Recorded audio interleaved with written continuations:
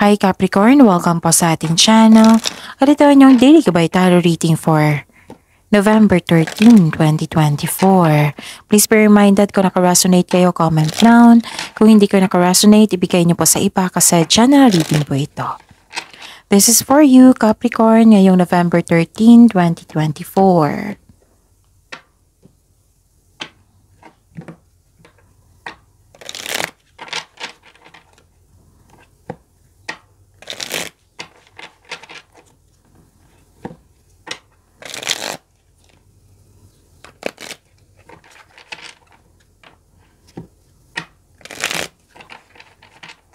Para po ito sa inyo Capricorn ngayong November 13, 2024.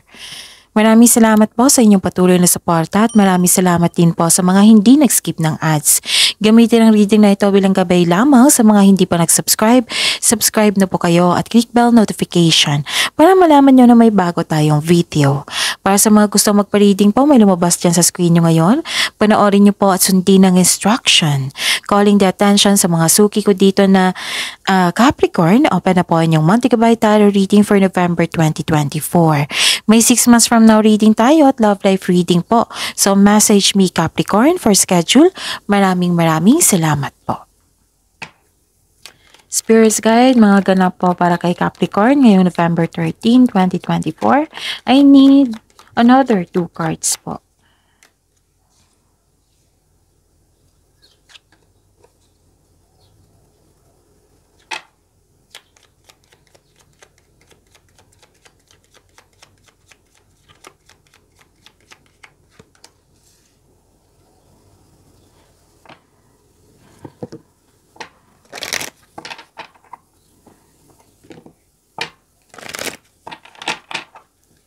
Spirits Guide, I need 2 cards po. Mensahe nyo po para kay Capricorn ngayong November 13, 2024.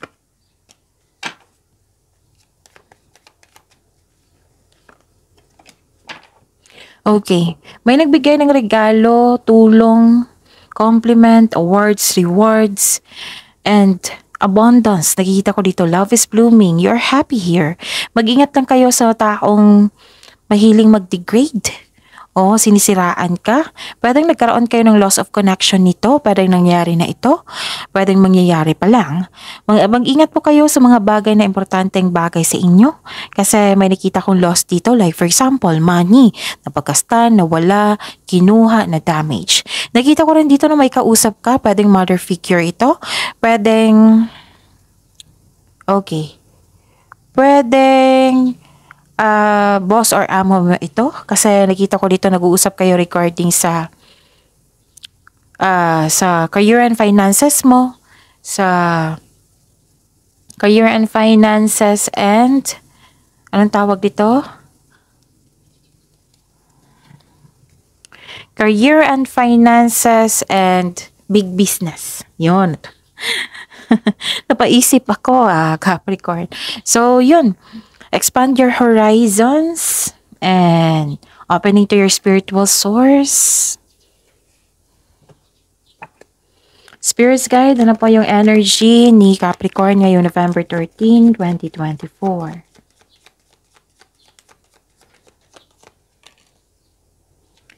And the clarification of this card po.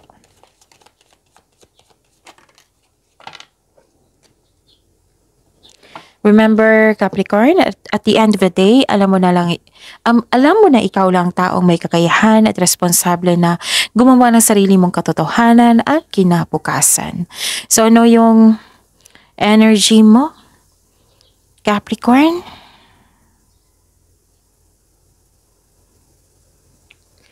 Nakikita ko dito, nagkaroon ng disbalance, hindi nagkaroon ng pagkakaunawaan, which is lumabas sa oracle card nyo.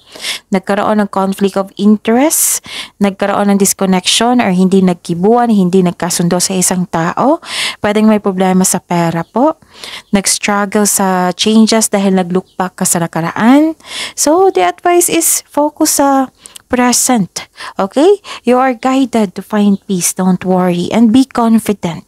Lakasan ang loob mo. Kasi nakita ko naman dito na overcome mo yung obstacles. Maging matatag ka sa sandaling ito dahil ma-overcome mo na yung struggles or challenges mo ngayon. And harapin mo yung fears, struggles, or challenges kasi iwasan mo ito.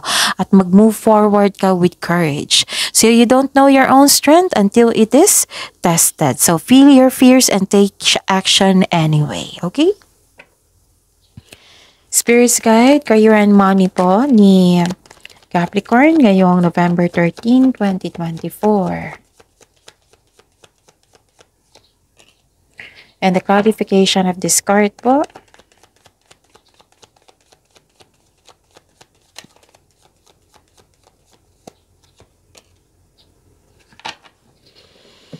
Okay.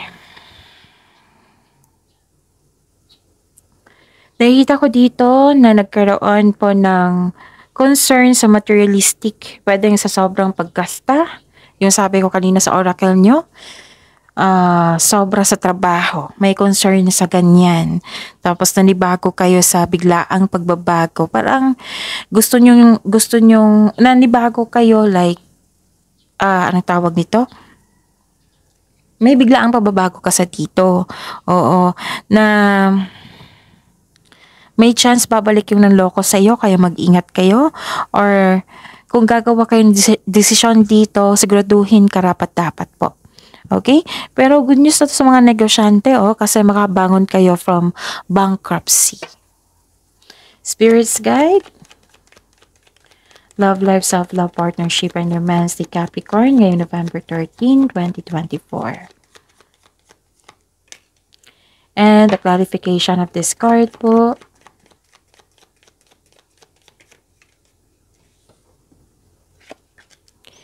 Maraming salamat po sa patuloy na tiwala at suporta sa ating channel. At maraming salamat din po sa mga hindi nag-skip ng ads. Okay? Kung dati, nag-overthink kayo, ngayon ayaw nyo na. Kinakaya nyo po ang sitwasyon. May conflict dito, May conflict pa rin ako nakita. Pero magkakaayos ko nito. Basta i-improve nyo lang yung communication nyo. Mag-schedule sa pag-uusap. Pero dito, nang dahil sa hindi pagkakaunawaan, nag-overthink kayo. Pero kinakaya nyo ang sitwasyon. Tapos, nakikita ko rin dito na, yun nga, 2 card na po nagsabi dito. Kung may nagbigay ng opportunity sa inyo, pag-isipan nyo ng mabuti. Kasi nakita ko dito sa 2 card, pinagsisihan nyo. Pinagsisihan nyo or nanibago talaga kayo sa pagbabago sa inyong buhay. So, ma-adapt nyo yan. Okay? So, sa pagbabago, may opportunity dyan. Bigyan lang ng focus para maging successful ito. Focus kayo sa blessings na binigay sa inyo. Capricorn, see you tomorrow. Please like, subscribe, and click the button for notification para updated po kayo sa daily tarot reading natin. Maraming salamat po.